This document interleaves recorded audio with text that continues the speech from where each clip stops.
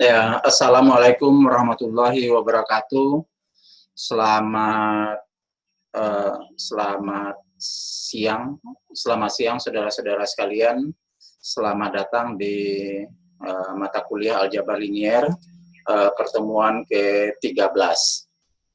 Pada pertemuan ke-13 ini kita akan membahas tentang transformasi linier.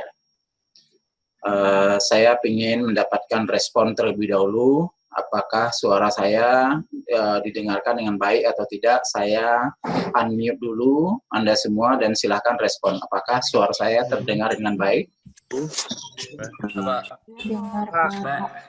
Dengar ya? Dengar Pak. Dengar Pak. Ya, oke, saya mute lagi semua.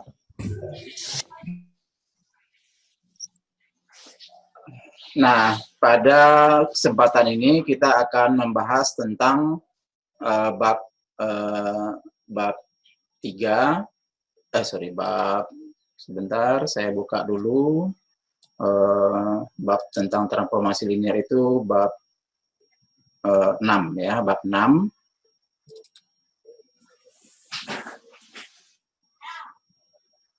Ya, mudah-mudahan pada hari ini tidak ada kendala untuk slideshow dan kemudian juga jaringan mendukung semua.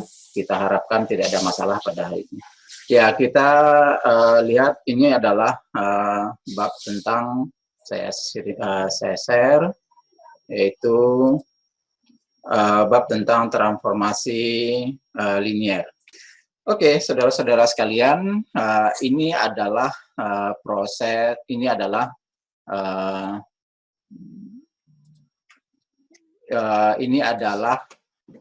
bab 5, yaitu tadi kita sudah masuk pada definisi secara global. Saya sudah menyebutkan tadi bahwa kita melakukan proses sekarang perpindahan dari suatu ruang ke ruang yang lain, dan ruangnya itu mungkin nanti berbeda dimensi. Jadi kalau sebelumnya kita selalu bicara tentang benda-benda yang ada di satu ruang, sekarang kita akan bicara dengan benda yang mungkin saja berada di ruang yang berbeda atau dimensi yang berbeda.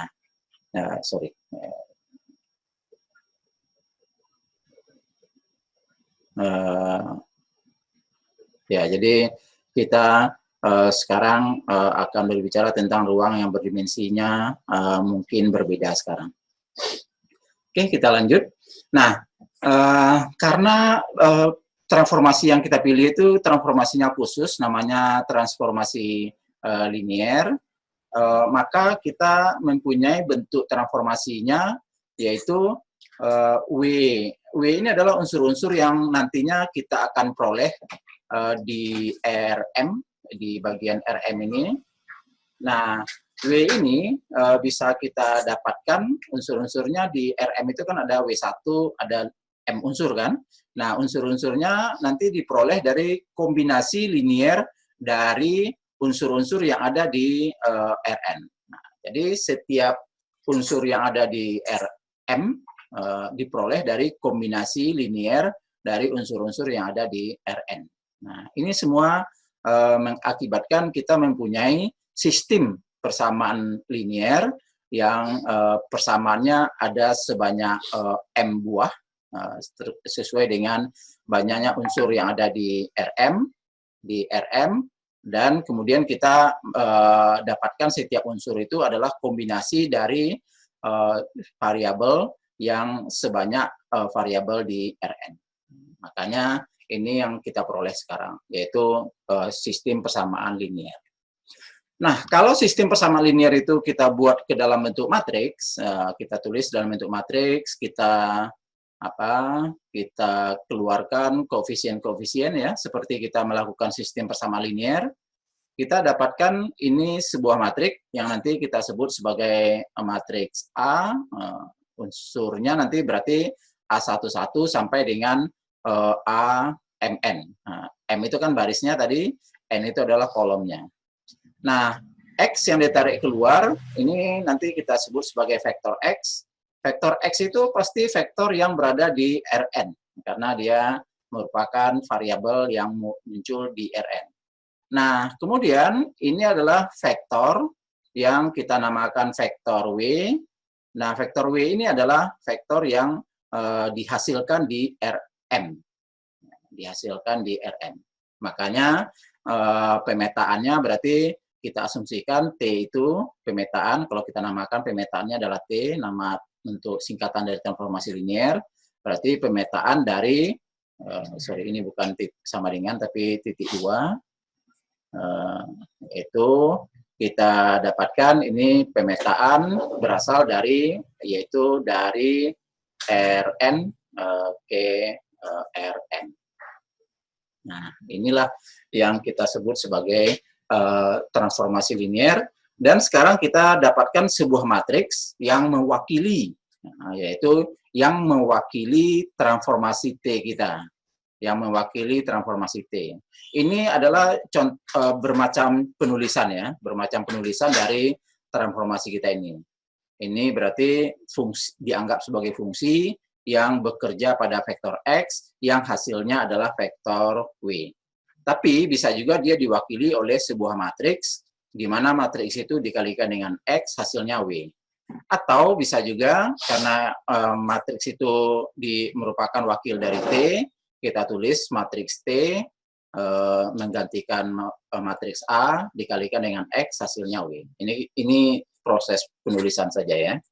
Nah, biasanya kita menggunakan yang ini nanti, yang bagian terakhir ini, untuk mengenali transformasi linier.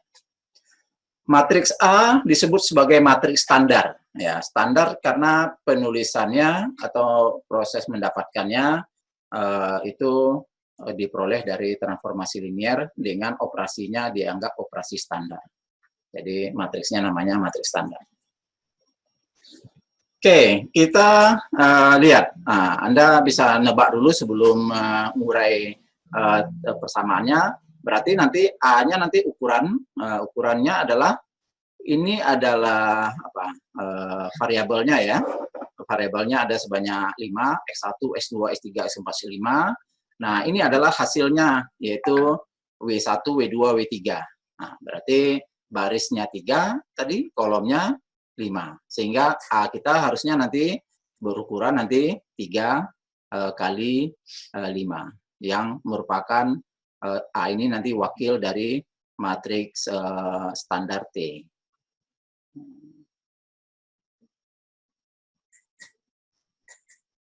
Oke.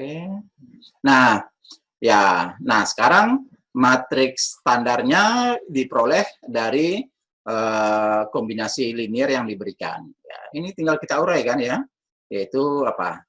W, matriks W, yaitu W1, W2, W3, berarti apa?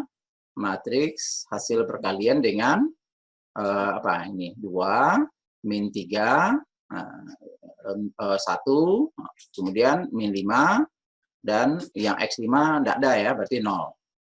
Kalau baris 2 apa?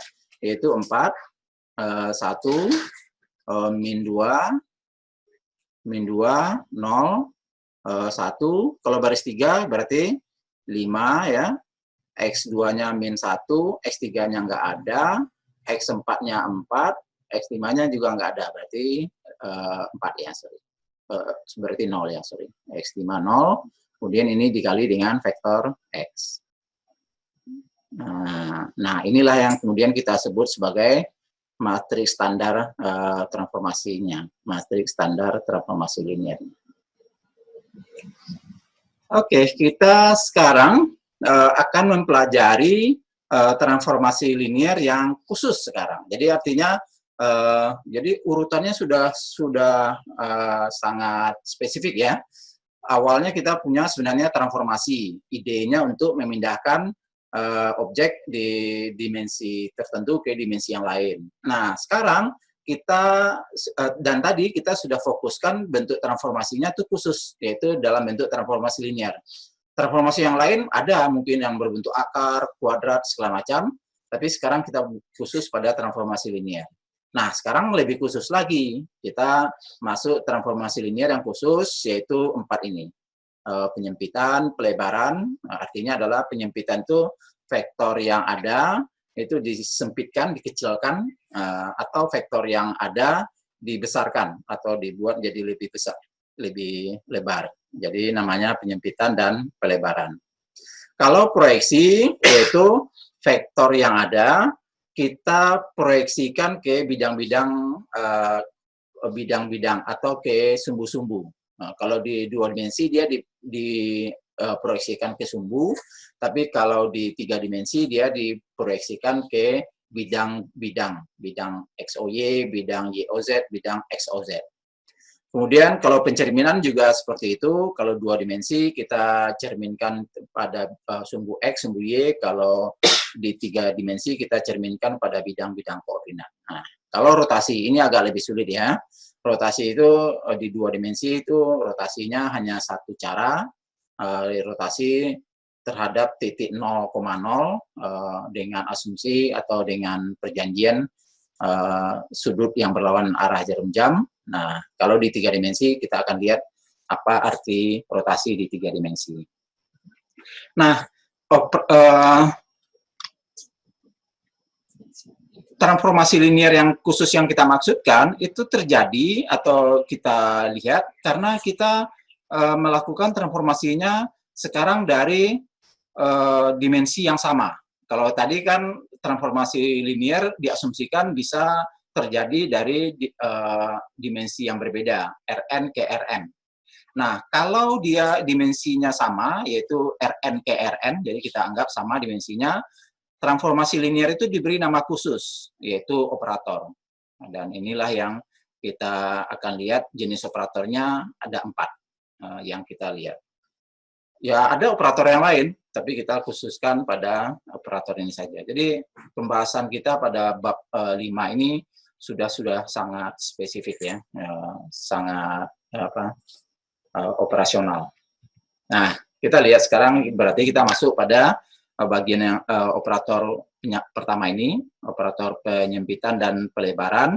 Untuk di operator ini kita akan melihat di 2 dimensi dan juga di 3 dimensi. Apa yang kita dapatkan terhadap matriks yang kita cari, yang selalu kita lihat yaitu apa T-nya untuk masing-masing keadaan yang diberikan. Jadi kita ingin menentukan matriks standarnya. Nah, ini penyempitan. Penyempitan itu artinya adalah jika kita mempunyai, jadi seakan-akan ini ilustrasi yang gambar ini sudah gabungan sebenarnya ya, gabungan dari apa? Yaitu sebuah keadaan di mana kita mempunyai vektor X, kemudian kita sempitkan vektor X ini, kita sempitkan, yaitu kita buat menjadi lebih sempit, atau dia kita hapus, kita buat lebih baik, yaitu kita dapatkan vektor X-nya lebih kecil. Nah, yang kita namakan hasil penyempitannya itu adalah vektor W. Nah, kedua ini kan berarti dari R2 ke R2 ya, ke R2. Nah, situasi ini kita gambarkan ke dalam satu gambar. Nah, ini adalah ilustrasinya, yaitu X menjadi W. Nah, jadi kita lihat X yang ada yang lebih panjang, sekarang menjadi W yang lebih pendek. Kalau vektor X tadi mempunyai komponen XY, berarti W nanti akan mempunyai komponen hasil dari penyempitannya atau hasil dari membuatnya menjadi lebih sempit. Artinya adalah X itu nanti akan dikalikan dengan K, Y itu akan dikalikan dengan K yang sama, di mana K-nya itu nilainya kurang dan sama dengan 1. Atau sama dengan, dan lebih sama dengan 0. Tapi bisa juga negatif sebenarnya ya, tapi bentuknya nanti pasti berlawanan dengan arah dengan vektor X. Nah, sekarang bagaimana kita membuat matriks standarnya? Matriks standarnya yaitu dengan cara Kx yang kita peroleh berarti kan ini W1, karena komponen dari W itu kan W1, W2, W3. Dan KY ini adalah W2. Berarti kita punya ini kan ya, W1 sama dengan KX, W2 sama dengan KY. Kalau kita buat dalam bentuk sistem persamaan linier dan kita keluarkan matriksnya, berarti W1, di sini W2, ini kita dapatkan nanti hasil sama dengan ini berarti K-nya di X ya, berarti K di X, di Y-nya kan nggak ada ini, berarti 0 kan. Nah, ini X-nya malah yang nggak ada, berarti posisi di X-nya 0, Y-nya ada K. Nah, nanti dikali dengan X dan Y. X dan Y. Nah, akibatnya kita punya ini adalah matriks standar yang kita inginkan. Ini dia. Kalau untuk pelebaran, nah berarti situasinya yaitu pertamanya X ini, kemudian dilebarkan menjadi W, kemudian disatukan menjadi satu gambar ini, kemudian ini hasil pelebarannya adalah KX, W1, hasil pelebaran Y, nilai Y adalah W2, akibatnya W1 sama dengan KX, W2 sama dengan KY. Dan bentuknya sih sama ya, antara pelebaran dengan penyempitan. Ini sama rumusnya. Cuma K-nya nilainya yang beda. Kalau untuk penyempitan, K-nya 0 sampai 1, untuk pelebaran, K-nya 0 sampai dengan K untuk pelebaran, K-nya berarti lebih dari 1. Ya. Jadi matriks standarnya bentuknya sama. Materi standarnya yaitu K0, 0K, tapi beda nilai K. Untuk yang penyempitan nilainya 0 sampai 1, untuk yang pelebaran nilainya lebih dari 1. Nanti yang negatif boleh, cuma untuk pembahasan kita pakai yang positif dulu, yang ke arah, yang searah. Oke, kita lanjutkan. Kita lihat sekarang yaitu operator.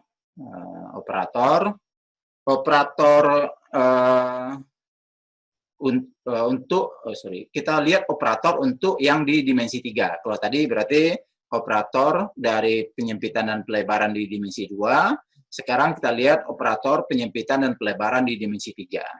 Situasinya sih sebenarnya sama aja ya. Jadi kita punya W atau kita punya X awal mula-mula ada di dimensi 3, yaitu ini R3 yang kita punya X misalkan vektor X, ini sumbu X, sumbu Y, sumbu Z.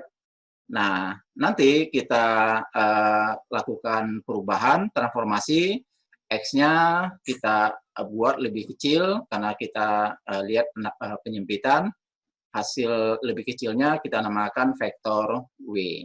Vektor W ini sumbu X, ini sumbu Y, sumbu Z. Nah, kemudian ini kan berarti dari R3 ke R3 kan ya. Nah, kemudian situasi ini, dua gambar ini, kemudian dijadikan satu, bentuk ilustrasinya seperti ini. Ya. Nah, ini adalah X, ini W-nya, sama seperti dua dimensi tadi kan ya. Sekarang komponennya cuma ada 3 buah. Kalau tadi kan 2 buah, X, Y, Z. Untuk yang X, untuk yang W berarti ini ada W1, W1, ini W2, dan yang ini W3. Nah, kita urut W1, W2, W3. Nah, caranya sama seperti tadi, yaitu kita buat ke dalam bentuk matriks, berarti ini adalah W1, W2, W3, kemudian matriksnya nanti akan menjadi 3 kali 3 ya, karena dari R3 ke R3, yaitu K, 0, 0, 0, K, 0, 0, 0, K. Yang kemudian dikali dengan X, Y, Z. Nah, kemudian pelebaran juga seperti tadi kan ya, sama seperti kasus di 2 dimensi, dia mempunyai rumus yang sama, dan bentuk matriks standarnya matris standar yang sama. Ini matris standarnya sekarang yaitu T, bentuknya berbentuk diagonal ya, diagonal dengan K-nya 0 sampai 1 untuk yang dia penyempitan, kalau untuk yang K lebih dari 1 itu adalah pelebaran. Ya, jadi ini tidak terlalu sukar ya harusnya ya. Jadi kalau dalam bentuk penyempitan dan pelebaran itu matriksnya adalah matriks diagonal ya, dengan isinya sama, seragam K, dan K-nya tergantung dari operatornya apakah penyempitan atau pelebaran. Kemudian kalau kita mau melihat proyeksi dari sebuah vektor pada sumbu koordinat. Jadi kalau dua dimensi itu proyeksinya pada sumbu koordinat ya. Jadi ini kan dua dimensi, terus, yang ada itu kan sumbu, bukan bidang ya. Jadi kalau kita punya objek X, kita proyeksikan, itu artinya adalah kita tegak luruskan ke bawah atau kita tegak luruskan secara horizontal. Ini adalah tegak lurusnya dan proyeksi terhadap sumbu X berarti. Ini vektor X-nya, yang ini adalah vektor W-nya. Nah, kalau nanti dia diproyeksikan ke sumbu Y, berarti dia diproyeksikan secara horizontal ke arah sumbu Y. Ini sekarang proyeksinya terhadap sumbu X. Nah, ini hasil yang sudah kita buat ini, sudah diilustrasikan sebagai berikut. Ini X-nya, X, kemudian diproyeksikan ke sumbu X, artinya dia dibuat secara tegak lurus ke horizontal vertikal. Nah, kalau posisi seperti ini, kita akan lihat bahwa X, Y yang ada di dua dimensi, ketika dia diproyeksikan ke sumbu X, maka Y-nya kan 0, karena sumbu X itu adalah sumbu dengan nilai Y-nya selalu 0. Berarti ketika diproyeksikan, Y-nya berubah jadi 0. Nah, itu berarti X-nya, W1-nya adalah X, kemudian W2-nya adalah 0. Ini yang kita punya. Nah, lagi-lagi seperti tadi, proses membuat matriks standarnya W1, W2, kemudian kita keluarkan matriks standarnya yaitu 1, 0 untuk X ya. Untuk X-nya berarti kan angka 1, kalau untuk Y-nya berarti 0, 0, karena 0. Jadi kita harus kalikan dengan XY. Nah, akibatnya kita mempunyai ini adalah matriks standar T-nya. Ya, seperti yang tertulis.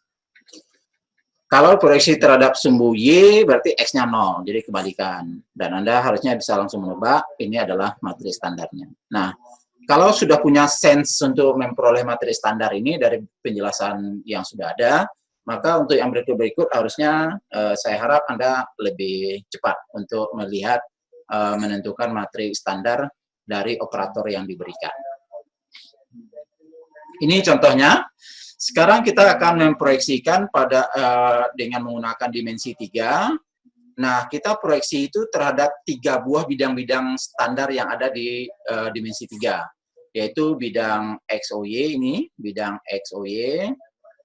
Kalau yang ini adalah bidang bagian kanan ya, yaitu bidang XOZ.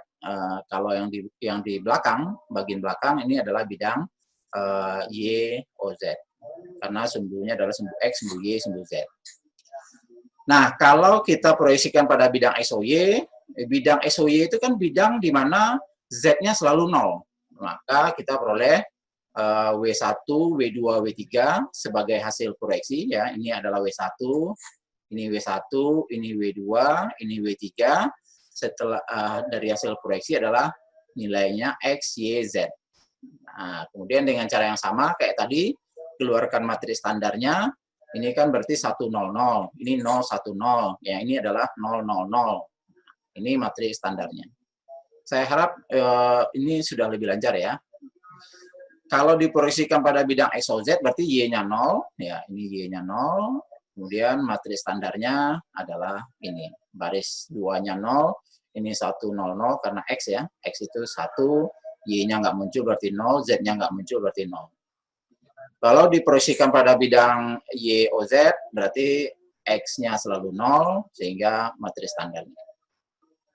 Ya, saya harap Anda sudah cukup mengerti ya dengan proses dari, jadi ini seakan-akan narasinya seperti ini, nanti Anda harus otomatis menyebutkan bahwa materi standarnya ini.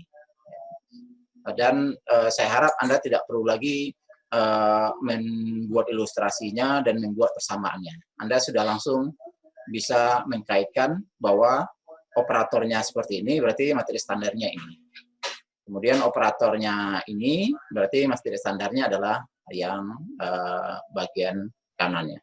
Ya, ini hal-hal yang harus Anda segera tidak harus melakukan ilustrasi lagi gitu ya, harus langsung dari operator ke mengetahui materi standar.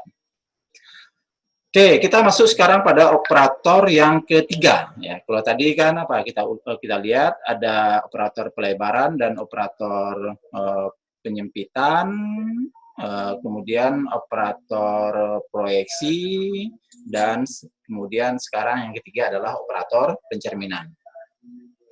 Pencerminan berarti kita mempunyai vektor X, kemudian kalau kita mau cerminkan terhadap sumbu Y di dua dimensi ya, ini dua dimensi dulu, berarti nanti hasilnya adalah berada pada, karena X itu Y menjadi cermin, hasilnya nanti ada pada kuadran kedua. Ini adalah vektor X, dan ini adalah vektor W, dari R2 ke R2, di mana materi standarnya pasti ukuran 2x2. Nah, ini kemudian kita gabung penulisannya menjadi gambarnya menjadi ilustrasi ini. Nah, ini adalah koordinat awal X, Y. Kalau pindah ruas, pindah ke arah ke seberangnya di kuadran kedua, nilai X-nya kan jadi negatif kan, karena ini X positif di sebelah sini. Kalau dia berada di kuadran kedua, berarti kan X-nya jadi negatif. Ini X, ini menjadi min X. Nah, jadi koordinatnya X adalah X, Y, kalau Y koordinatnya adalah min X, Y. Jadi sesuai dengan bentuk geometrinya. Nah, berarti kan persamaannya ini. Nah, kalau persamaannya ini, materi standarnya berarti min 1, 0, 0, 1 ya. Nah, materi standarnya diperoleh ini. Ini adalah materi standar untuk operator yang disebut sebagai operator pencerminan terhadap sumbu Y. Oke, saya pikir ini hal-hal yang berikutnya sudah lebih rutin harusnya ya.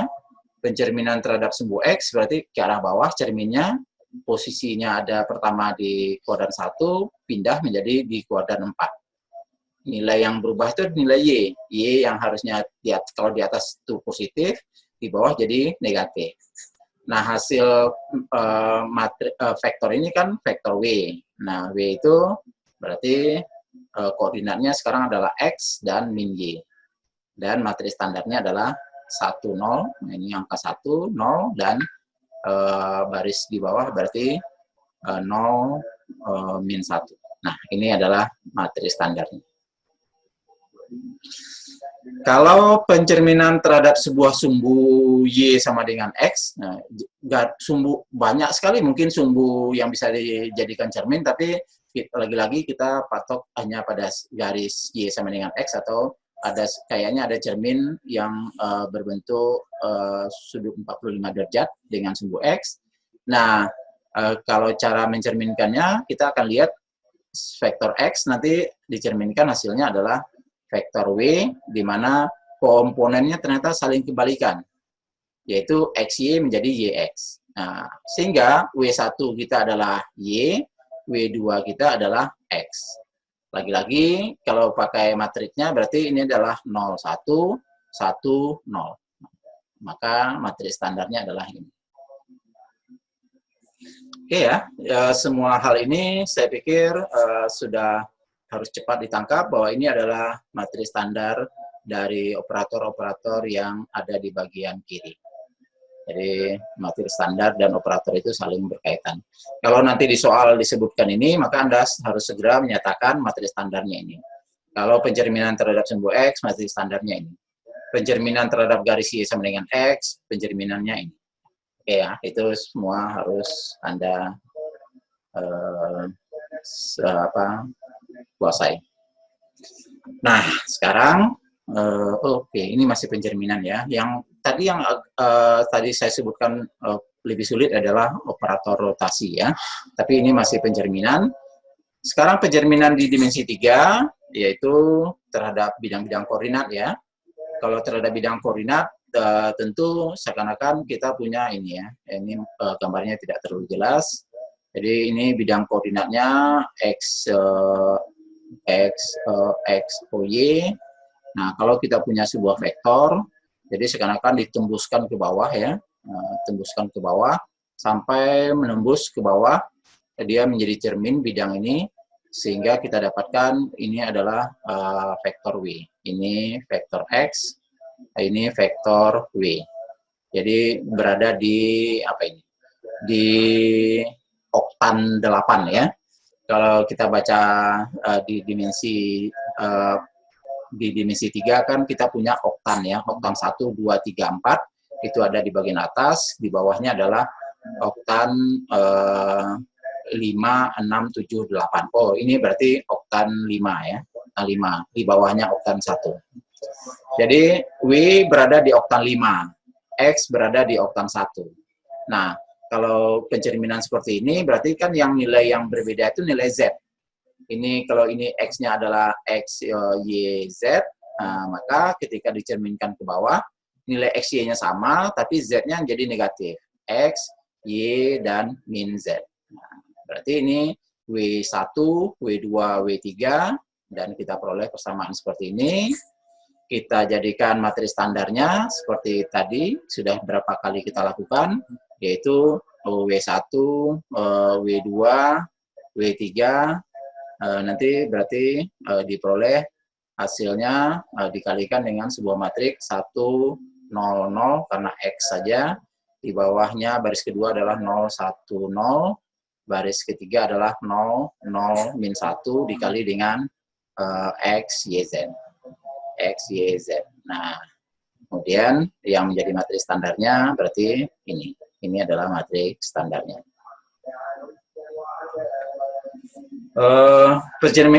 Nah, ini sudah langsung, harusnya sudah otomatis berikutnya ya. Kalau sudah mengerti yang ini, berarti pencerminan terhadap bidang X, O, Z, berarti yang Y yang negatif ya. Sehingga kita dapatkan baris kedua yang nilai min 1.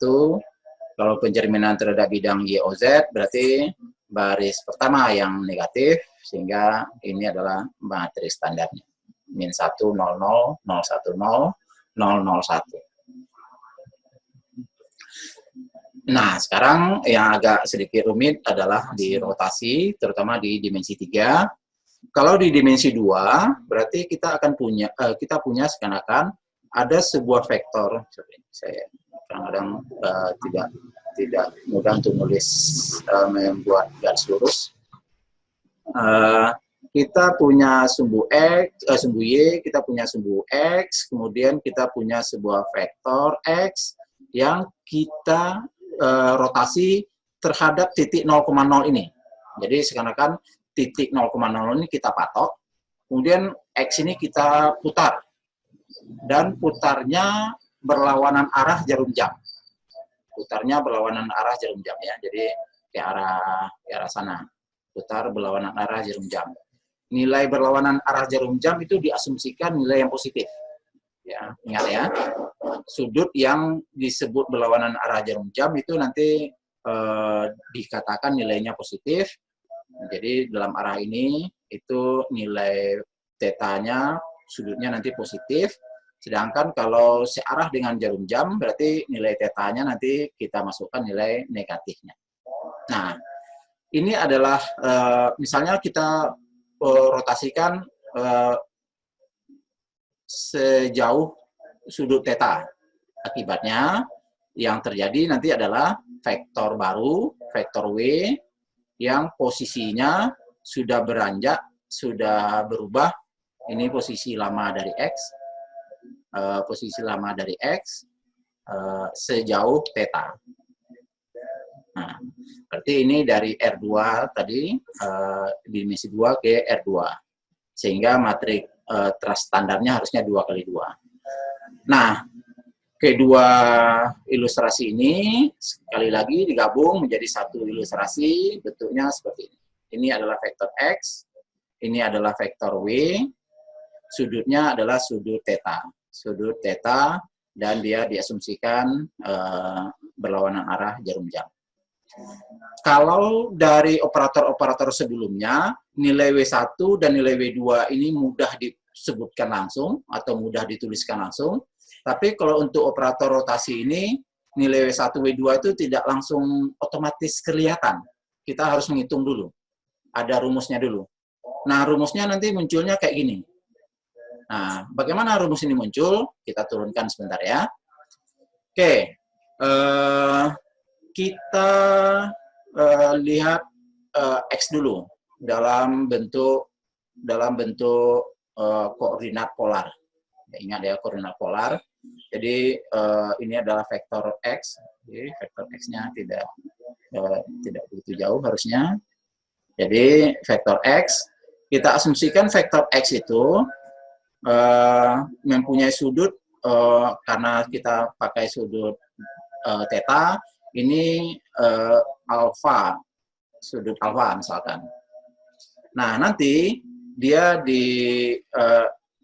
ini adalah vektor X, vektor X, di mana vektor X itu komponennya adalah X dan Y.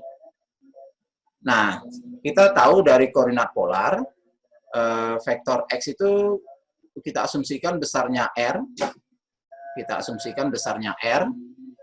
jadi kita akan dapatkan sudut X itu nanti, kalau dalam koordinat polar, yaitu R sebagai besar dari vektor X, dikali dengan cos alfa. Dan Y berarti R dikali dengan sin alfa. Oke, kayak gitu. Nah, sekarang X itu dirotasi sejauh theta, sehingga diperoleh vektor W. Vektor W ini rotasi sejauh theta. Nah, rotasi sejauh theta ini menghasilkan komponen W1 dan W2 yang kita belum tahu rumusnya terhadap XY. Oke, kita lihat sekarang. W itu terhadap sumbu X, ini terhadap sumbu X, ini terhadap sumbu Y. Sudutnya kan jadi jumlahan. Jadi W itu, kalau kita lihat W1 itu rumusnya atau nilainya adalah panjang dari vektor W. Panjang dari vektor W itu kan sama dengan panjang dari vektor X, yaitu R. Nah, tapi kemudian sudutnya terhadap sumbu X kan jadi jumlahan. Ini adalah cos dari theta ditambah dengan alfa. Nah, kalau ini kita urai, kita akan dapatkan ini R dalam kurung, berarti cos theta, cos alfa, ya, uraian dari jumlahan sudut, dikurang dengan sin theta, sin alfa.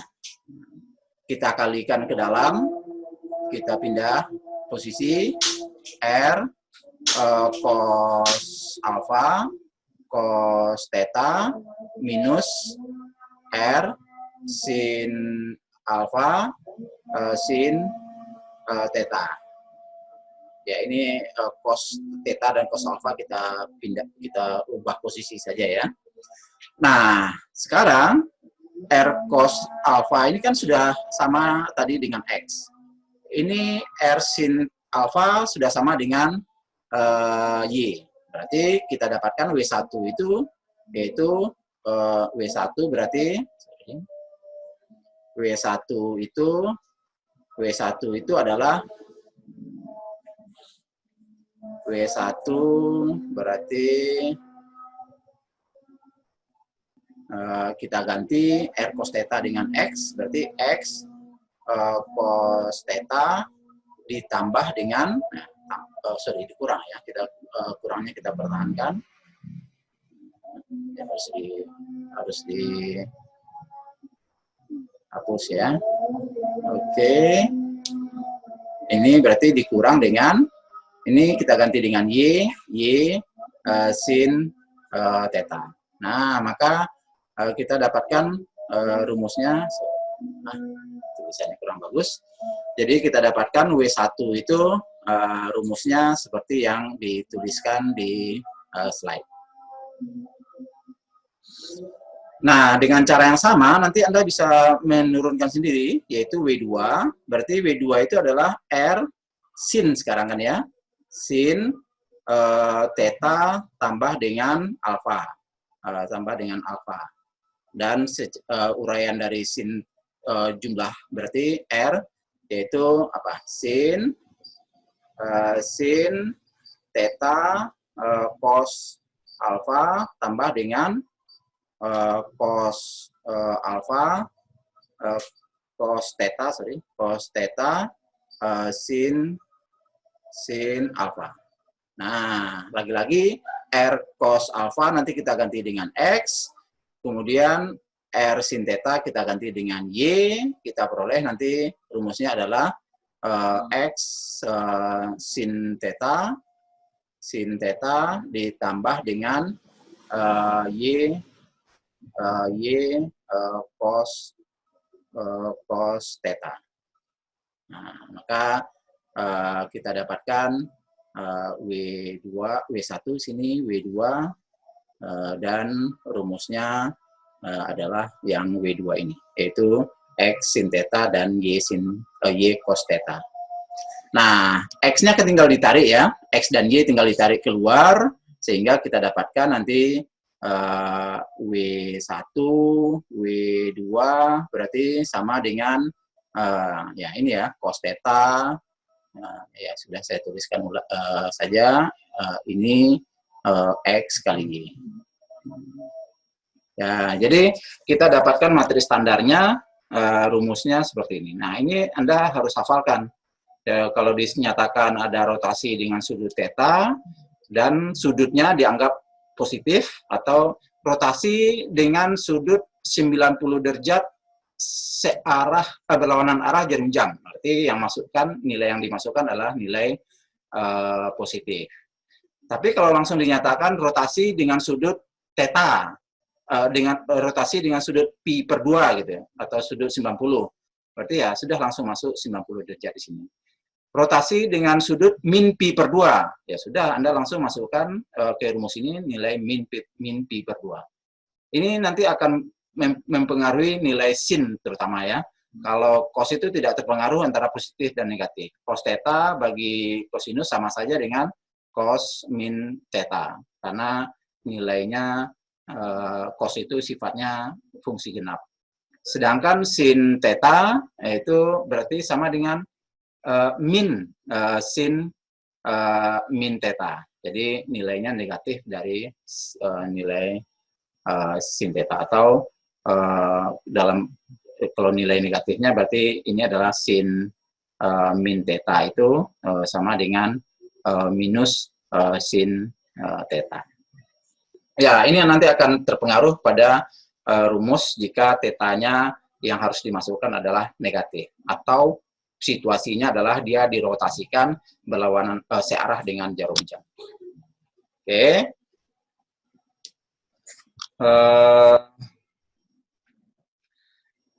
Situasi ini, operator ini agak sulit untuk dilihat ya, karena ada tanda bentuk warna hitam. Tapi sebenarnya saya coba untuk menggambarkan terpisah, yaitu jadi ada sumbu X, ini adalah sumbu Y, dan ini adalah sumbu Z. Nah, situasinya adalah rotasi berlawanan dengan jarum jam terhadap sumbu X positif dengan sudut theta. Jadi situasinya kayak gini. Jadi seakan-akan ada sebuah vektor X di sini, vektor X, misalkan kita gambar vektor X itu ke arah sini, dan kemudian dia berputar mengelilingi sumbu X positif. Nah, titik yang dipatoknya adalah titik ini, titik 0,0,0 sebagai sumbu putarnya, sebagai titik tumpuannya, sedangkan sumbu yang disebut sebagai sumbu putarnya sekarang adalah sesuai dengan yang dinyatakan, yaitu sumbu X positif. Nah, berarti dia berputar ke arah sini, ya. Jadi dia berputar ke arah sini, dan hasilnya di sini adalah vektor baru yang kita namakan dengan vektor W. Ini adalah vektor X. Nah, ketika kita memutar, maka nilai yang tetap itu adalah nilai X. Nah, jadi nilai hasil yang tetap itu adalah X. Makanya yang tadinya X, Y, Z gitu ya, yang kemudian hasil putarnya adalah W1, W2, W1, W2, W3. Nah, yang tetap itu nanti adalah nilai X. Jadi W1 itu nanti akan sama dengan X. Nah, sama dengan X. Nah, W2, W3 ini yang belum tahu. Kita tidak tahu belum tahu nilai W2, W3. Nah, bagaimana cara mengetahui nilai W2, W3? Caranya adalah X ini kita proyeksikan pada bidang YOZ. X dan W ya, kita proyeksikan pada bidang pada bidang YOZ. Jadi kita proyeksikan pada bidang ini. X kalau kita proyeksikan, saya beri proyeksi ke bawah, misalkan hasil proyeksinya ini adalah X-nya. Nah, kita beri nama sekarang X aksen. Nah, X aksen. Sedangkan W kalau diproyeksikan pada bidang X pada bidang YOZ, misalkan nanti kita peroleh ini adalah W aksen. Nah, W aksen. Nah, sudut rotasinya kita kita wakilkan sudut proyeksi theta juga. Jadi sekarang seakan-akan kita mempunyai keadaan, yaitu situasi di mana kita kembali ke dimensi 2, ada X aksen,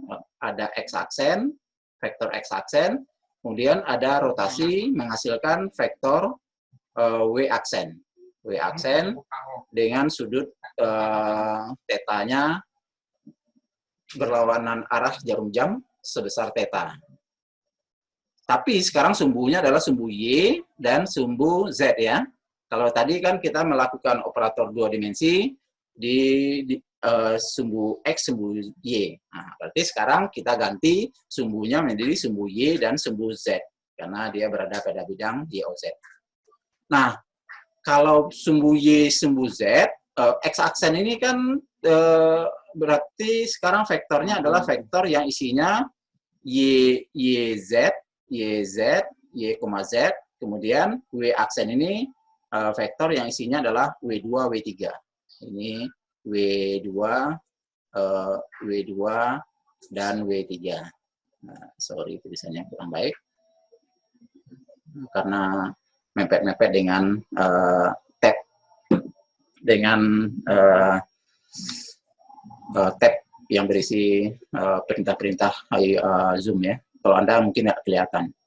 Nah, jadi kita dapatkan bentuk proyeksi di bagian sini. Ini adalah vektor X aksen dan ini adalah vektor W aksen. Nah, dan sudutnya sudut theta.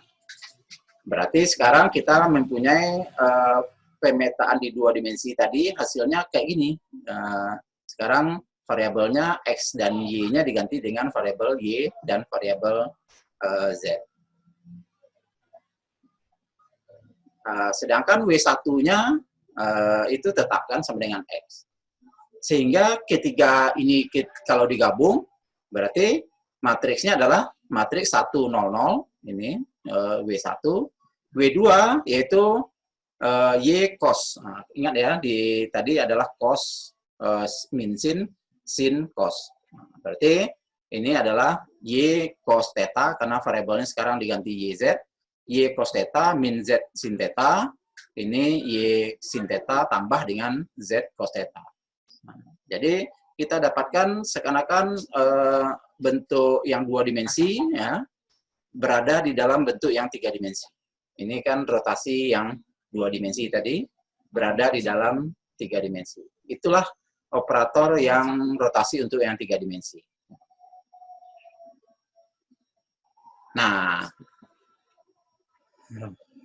ini yang saya sulit untuk menjelaskan yang nomor 2 dulu. Saya akan masuk pada yang nomor 3 dulu.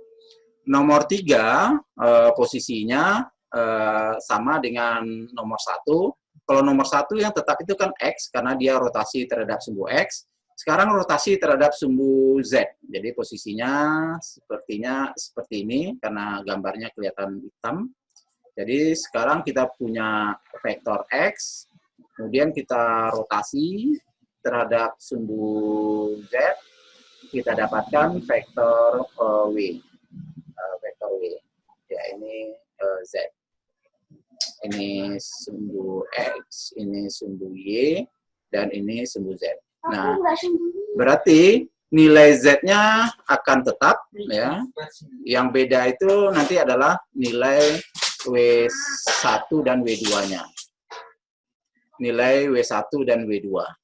Nilai W3 atau nilai Z-nya tetap. Untuk W1 dan W2-nya, prosesnya seperti tadi, diproyeksikan pada bidang XOY, ini adalah X aksen, dan ini adalah W aksen. Sudutnya adalah sudut theta. Ya, agak sulit ya digambarkan ya, karena keterbatasan tempat. Nah, W1, W2 sekarang berarti terhadap XY, karena dia diproyeksikan pada bidang XOY. Jadi, ini adalah rotasi 2 dimensi pada rotasi 2 dimensi yang tadi sudah kita lihat, dan pas sekarang variabelnya juga adalah XY. Nah, artinya ini baris pertama, baris kedua, di sini Z kan tidak ada ya, 0 ya. Ini baris ketiga adalah 001. Dan ini matriks rotasi terhadap sumbu Z positif dengan sudut theta.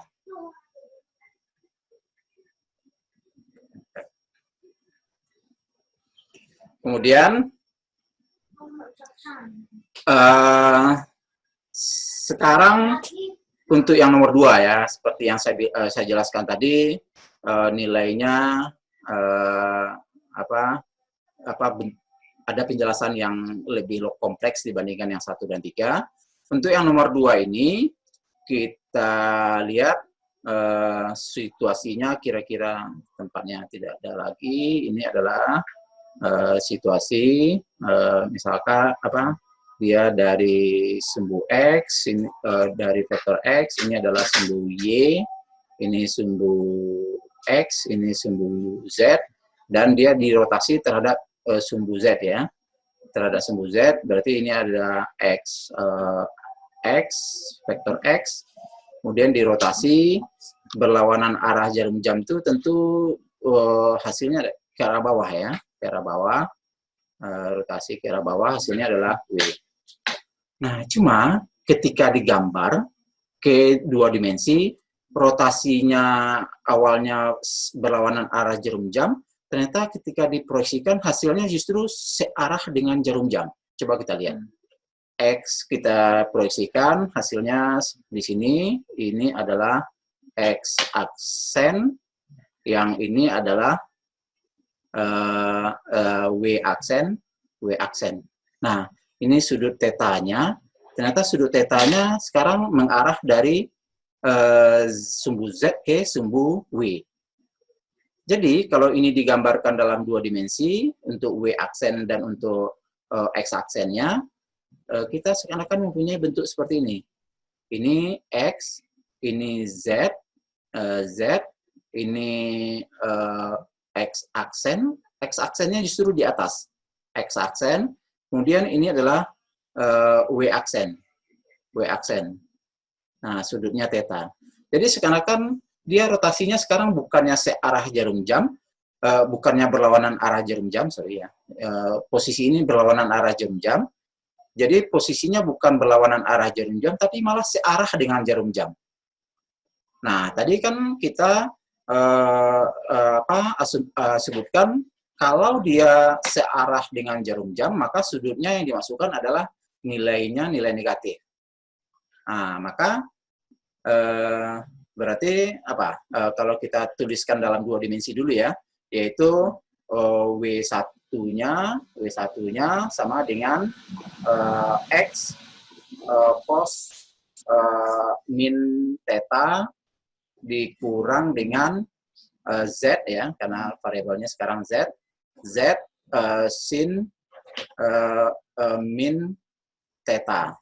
Nah, ini yang W1, sedangkan W3-nya, W3 berarti X cos X sin min theta ditambah dengan Z cos min theta.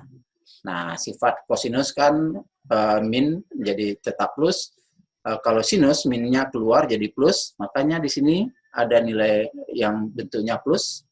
Sedangkan kalau sin keluar di X-nya ini min sin, berarti maka ada keluar nilai min. Ya. Sedangkan untuk Z kosinusnya tetap.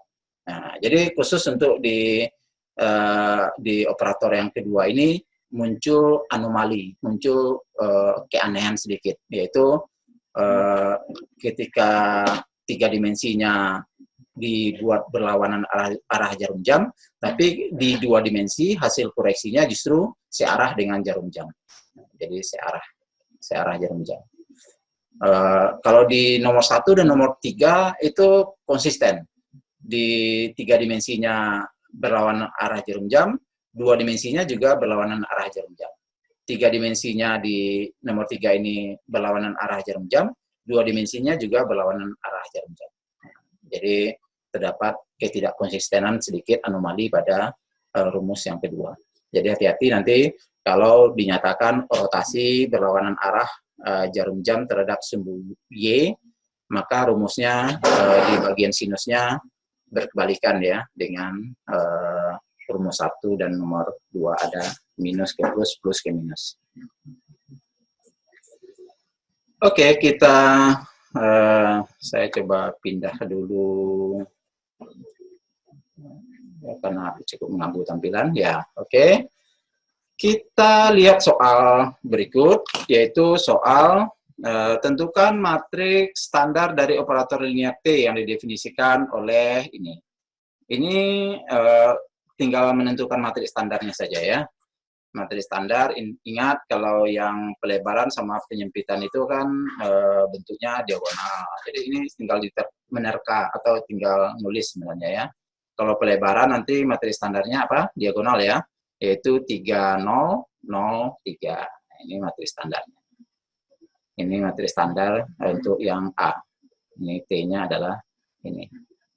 Kalau matriks standar dari rotasi tadi kan ya, rotasi terhadap sumbu X. Nah, terhadap sumbu X yaitu apa tadi? 1, 0, 0 gitu kan ya.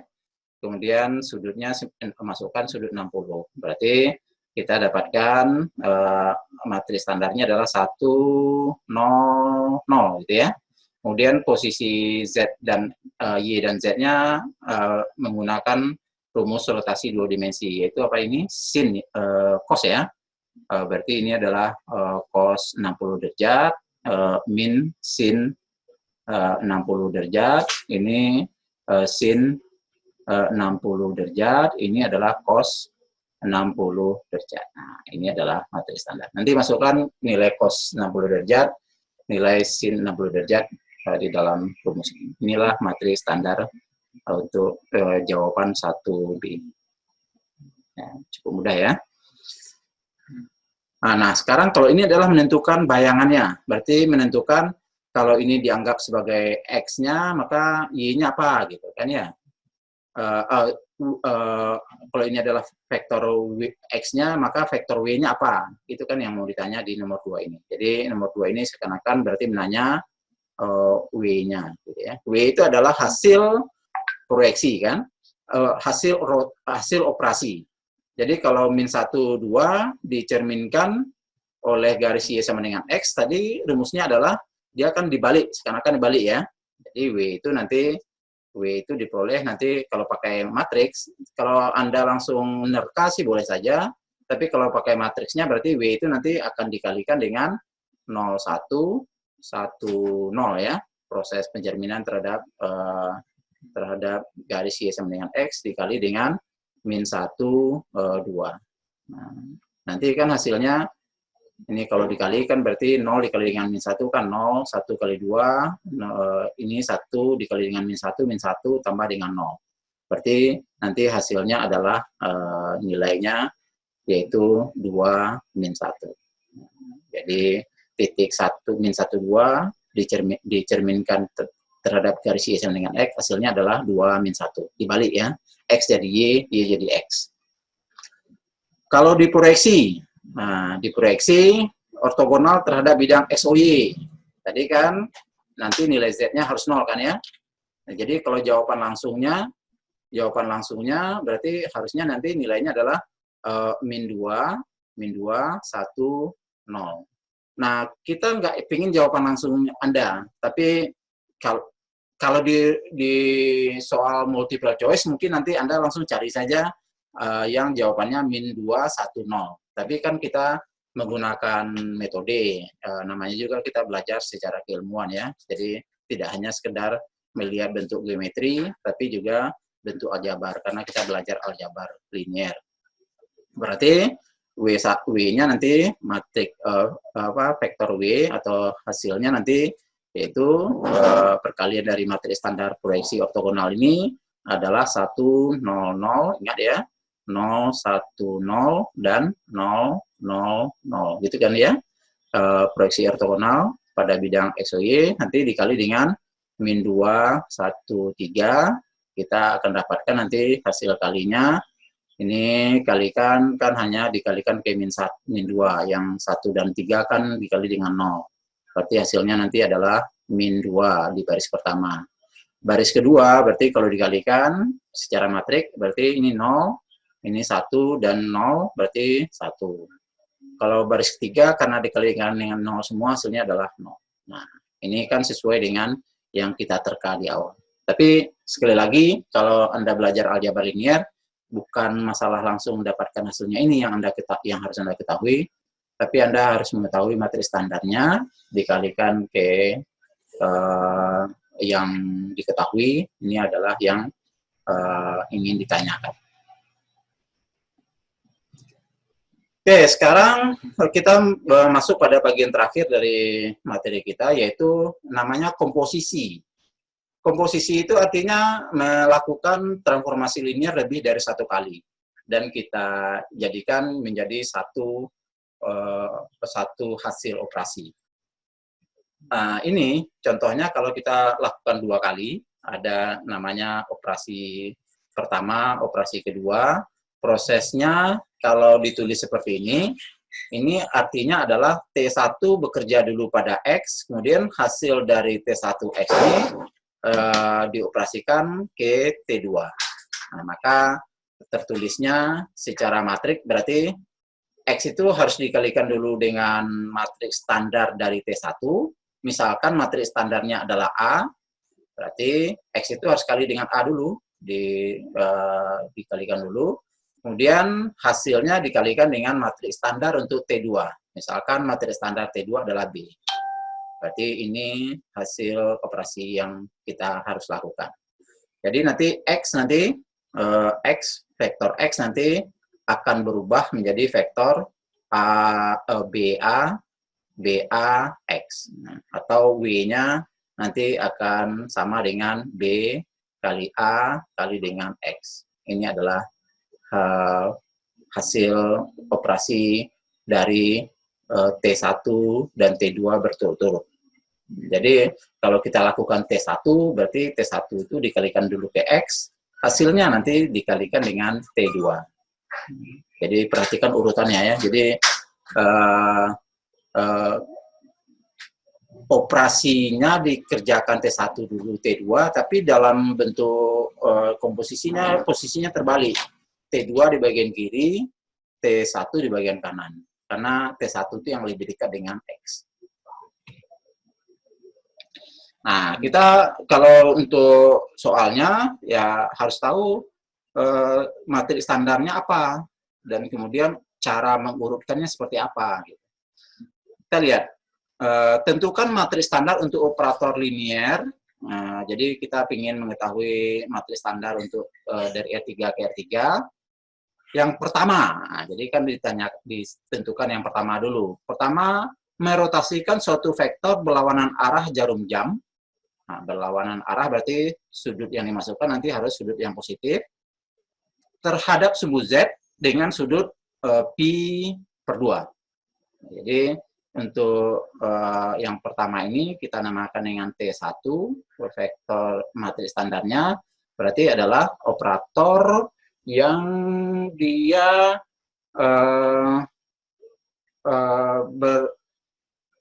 berotasi terhadap sumbu Z. Nah, tadi kita sudah lihat ini adalah operator dari 3 dimensi yang ketiga, rumus yang ketiga. Berarti ini yaitu cos theta, ya, min sin theta, ini sin theta, ini cos theta, ini 0, 0, ini 0, 0, 1, ya. Karena kalau dia operator terhadap kalau dia terhadap sumbu Z kan yang tetap itu nilai Z kan ya. Dan sisanya itu W1, W2 seperti rotasi di dimensi 2 pada bidang X, O, Y. Ini rumusnya tadi. Oke, ini T1. Sekarang kita baca berikutnya.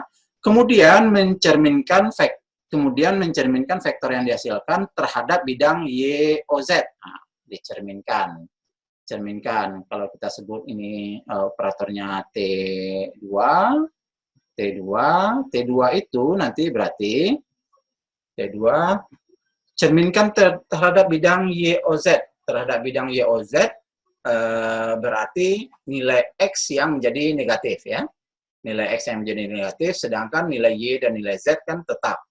Jadi ini nanti akan kita dapatkan 1, 0, 0, kemudian 0, min 1, 0, 0, 0, 1. Ya, karena kan rumusnya adalah W1 sama dengan X, W2 sama dengan min Y, karena kebalik ya.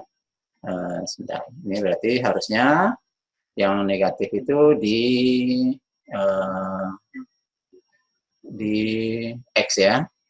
Di X, yaitu ini minus ya. Berarti W1-nya min X, W2-nya Y, W3-nya Z. Nah, diperoleh materi standar seperti ini. Terus, kita lihat yang ketiga apa? Yaitu yang ketiga. Nah, yang ketiga itu berarti memproyeksikan vektor tersebut secara ortogonal pada bidang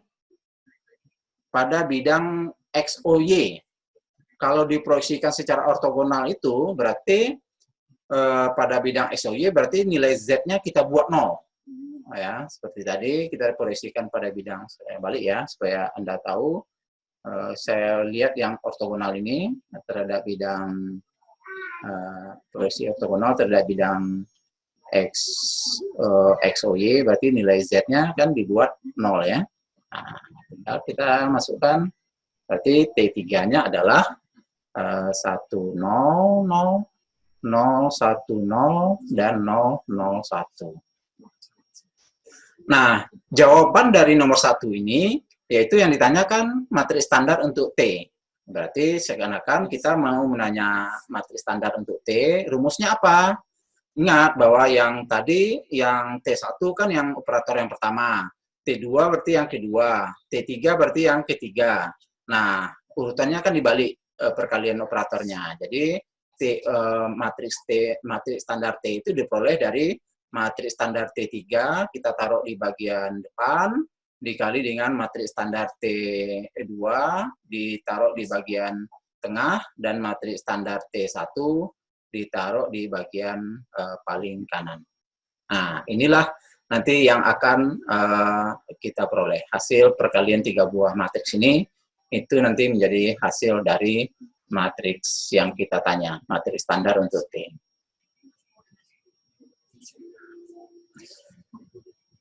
Kemudian soal ini tentukan bayangan dari vektor 2 min 5 yang dirotasikan searah jarum jam. Nah, sekarang ingat ya, ini agak tricky di sini. Dirotasikan searah dengan jarum jam pada sudut pi per 6. Jadi yang kita masukkan justru nanti ke dalam rumus adalah min pi per 6. Diikuti dengan penyempitan dengan faktor K sama dengan setengah. Nah, jadi T1 itu, T1 nanti rumusnya, matrisnya adalah nilai dari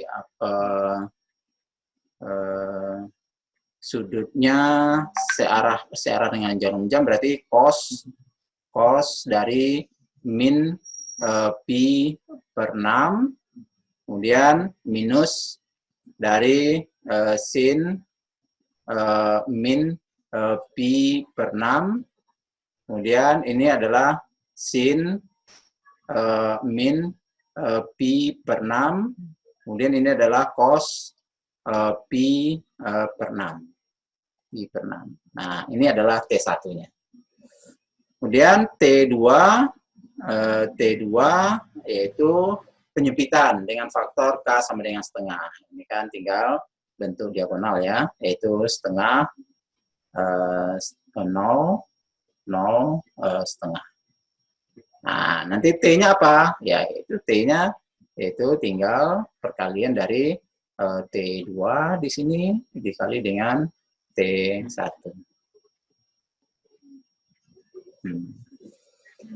Nah, sekarang untuk nomor 2 itu tidak hanya sekedar T didapatkan yang mau dicari, tapi adalah W-nya. Berarti W-nya nanti diperoleh dari setelah T ini diketahui, dicari, nanti T itu dikali dengan 2 min 5. 2 min 5. Nah, itulah hasil W. Nah, ini yang mau dicari. Anda bisa hitung sendiri. Ya, begitu saudara sekalian. Masih ada ya, inverse ya. Oke, inverse itu adalah kebalikan. Jadi T yang diperoleh nanti di inverse. Pada intinya hanya tinggal menginverskan saja. Jadi kalau kita ketahui kalau posisinya seperti ini, W yaitu T dikali dengan X, karena akan adalah kita mendapatkan W nanti dikalikan dengan matriks standarnya diwakili oleh A, karena ini seringkali bukan penulisan matriks. Nah, berarti kalau kita mau mencari X sekarang berarti kita seakan-akan melakukan proses inverse dari T ini untuk kita kalikan dengan W, atau X bisa kita peroleh dengan cara mendapatkan A inverse kemudian dikalikan dengan W. Itu kalau yang diketahui W ya, maka X diperoleh tapi A-nya harus diinverskan dulu. Kalau ini kan X-nya diketahui, A diketahui, W-nya diperoleh. Oke, kita lihat di sini. Tentukan matriks standar untuk inverse transformasi linear. Jadi yang ditanya ini adalah inverse dari transformasi linear, atau yang mau ditanya itu adalah T inverse gitu ya. Atau yang ditanya itu adalah A inverse. Ini yang mau ditanya. Oke, caranya ya tinggal cari A, cari inverse-nya gitu kan. A tentukan dulu dari transformasi ini. A-nya berarti 1 min 2 1 1 1 1 0 ya, 1 1 0. Kemudian gimana cari A inverse-nya? Ini kan A kan? A-nya. Nah, A inverse-nya pakai cara eliminasi Gauss-Jordan, bisa pakai rumus adjoin, minor, dan faktor bisa. Tapi rasanya eliminasi Gauss-Jordan lebih cepat ya. Jadi 1 min 2 2 2 1 1 1 1 0 nanti digandeng dengan identitas 100 010 001. Nanti Anda lakukan operasi elementer, operasi baris elementer, sedemikian nanti Anda usahakan agar ini berbentuk identitas. Jadi nanti usahakan ini menjadi 100, 010, 001 dengan melakukan operasi baris elementer. Ada 3 jenis operasinya. Ini buat 0 gitu ya. Ya pokoknya dijadikan identitas. Nah, ini hasil yang ikut di bagian kanan nanti adalah A inverse. Ini A inverse. Nah, sekarang kalau ini yang ditanyakan adalah W-nya. Ini sekarang kan yang diketahui adalah W, jadi W-nya diberikan hasilnya nilainya kalau dibuat dalam bentuk vektor berarti 1, min 2, 0. Nah, yang ditanya adalah X. Nah, X. Ya, nanti Anda tinggal lakukan dengan cara X-nya nanti didapatkan dari perkalian A inverse ini dengan W. Nah, jadi A inverse yang Anda telah dapatkan di bagian sini dimasukkan karena mengacu ke soal nomor 1 nanti dikali dengan 1 min 2 0. 1 min 2 0. Nah, inilah hasil yang harus Anda cari. Ini vektor W. Oke. Ya, sama ya. Proses yang di sini yaitu cari dulu T-nya. T-nya dinyatakan sebagai berturut-turut seperti ini, yaitu T berarti T3 itu ini ya. T3 itu berarti yang ini. Dikali dengan T2, Anda harus cari dulu. T2 itu adalah ini. Kemudian T1 adalah ini. Nah, hasil perkalian matriks ini, 3 buah matriks ini adalah T. Kemudian Anda cari inverse-nya. T inverse ini dengan cara ya menginverskan ini. Nah, inverskan ini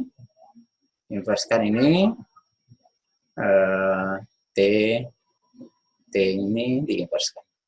Nah, inilah yang mau Anda cari atau harus Anda dapatkan. Jadi caranya berarti kan ya tentukan dulu, Anda harus tahu dulu T1, Anda harus tahu dulu T2, matris standarnya, Anda harus tahu dulu matris standar T3, nanti kalikan hasilnya baru T. Nah, yang mau dicari adalah T inverse.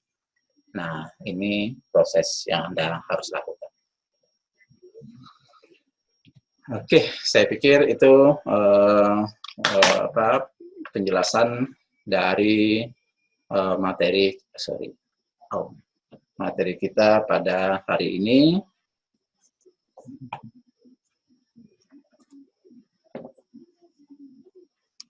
Kelihatannya ada yang salah, dipakai. Oh, sorry.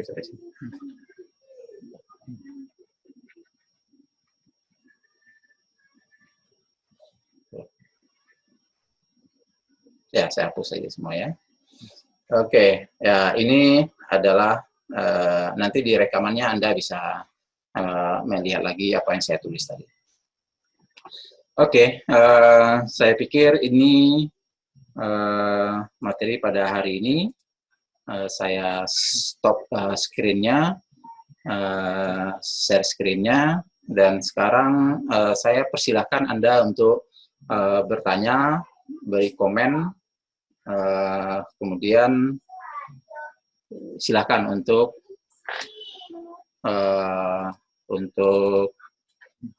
menanggapi. Monggo, silakan. Kalau ada yang mau raise hand atau ada yang ingin komen, monggo.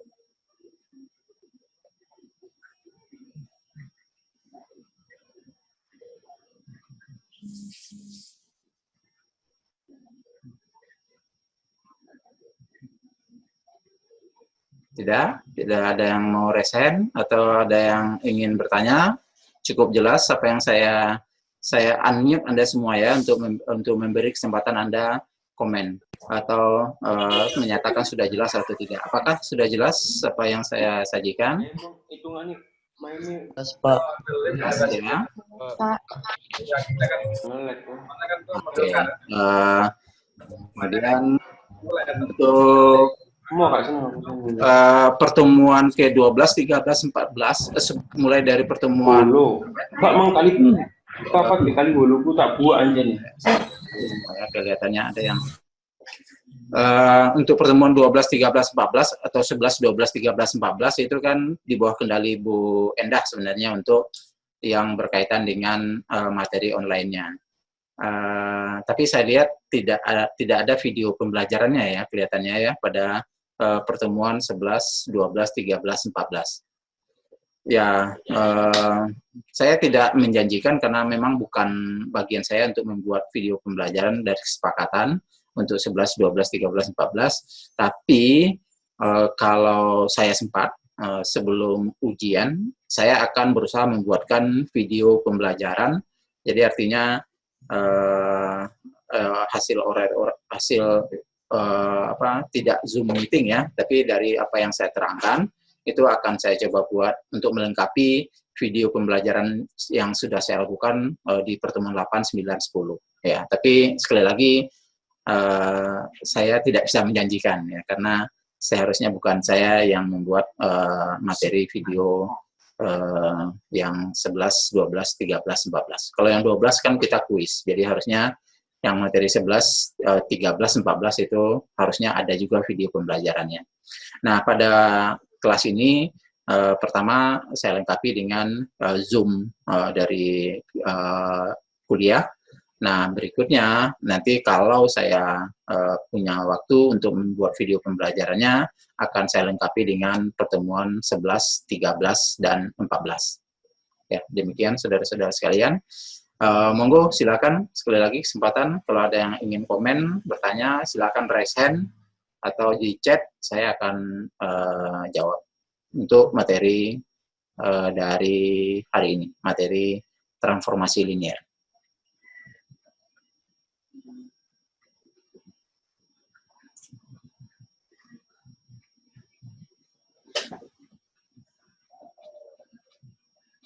Oke ya, kalau tidak ada, ya jika masih belum ada pertanyaan atau segala macam, monggo Anda bisa japri saya untuk bertanya lebih lanjut nanti.